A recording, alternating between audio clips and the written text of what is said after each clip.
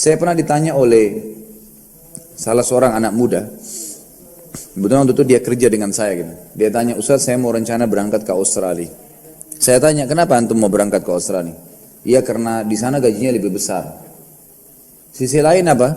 Ternyata dia nggak mau ungkapin, tapi saya bilang mungkin karena namanya Australia, gengsi, gitu kan? Menganggap bahwa saya negara orang-orang Barat atau misalnya kerja di Amerika, kerja di negara-negara kafir. Saya bilang anggaplah seperti itu. Dia bilang iya Ustaz. Baik.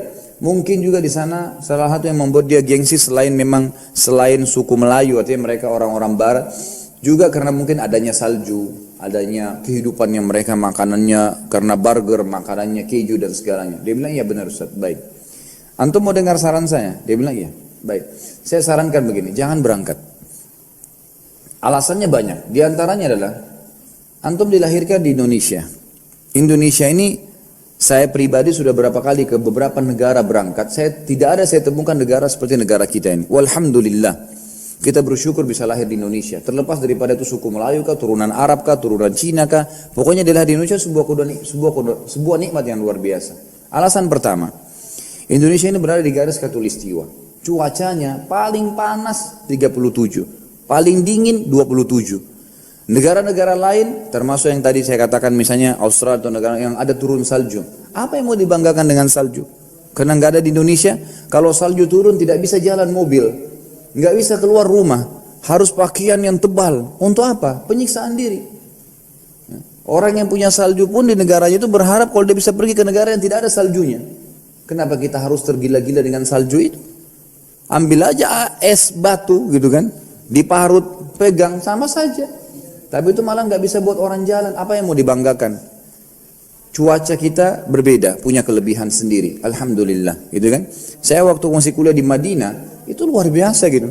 Kadang-kadang kalau musim panas sekali sampai 50-55 derajat, bibir pecah-pecah, kaki pecah-pecah, susah. Keluar juga kepanasan luar biasa. Kalau musim dingin sekali sampai 5 derajat. Sampai pernah salah satu tahun yang kami di sana itu pernah turun salju, bukan salju tapi es batu.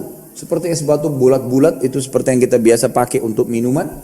Itu jatuh dan menghantam kaca-kaca mobil. Akhirnya banyak yang rusak mobil-mobilnya orang. Dingin sekali.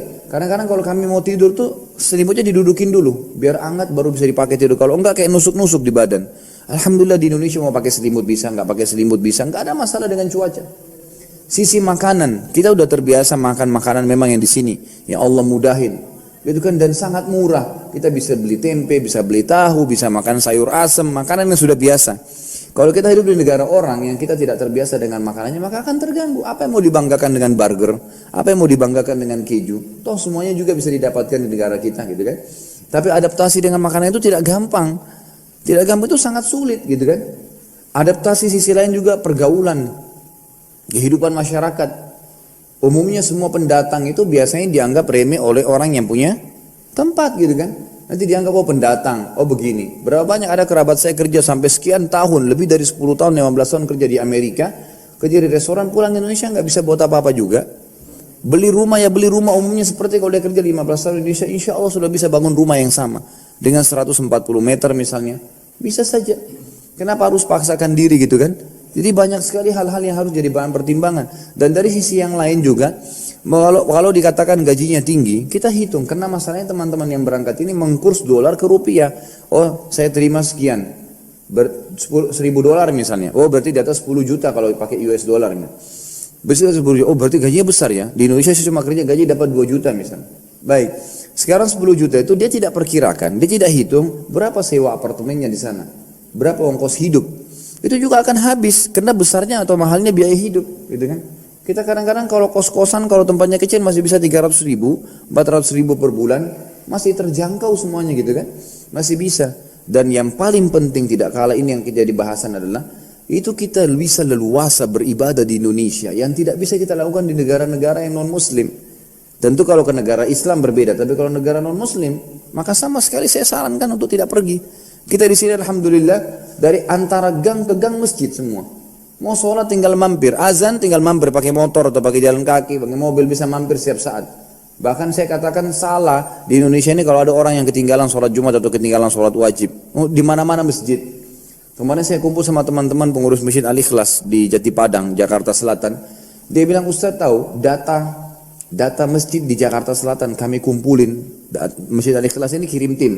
Itu Jakarta Selatan saja masjid sama musola jumlahnya 2.300 jumlahnya. Antara gang ke gang ada masjid, ada musola banyak. Maka leluasa ibadah.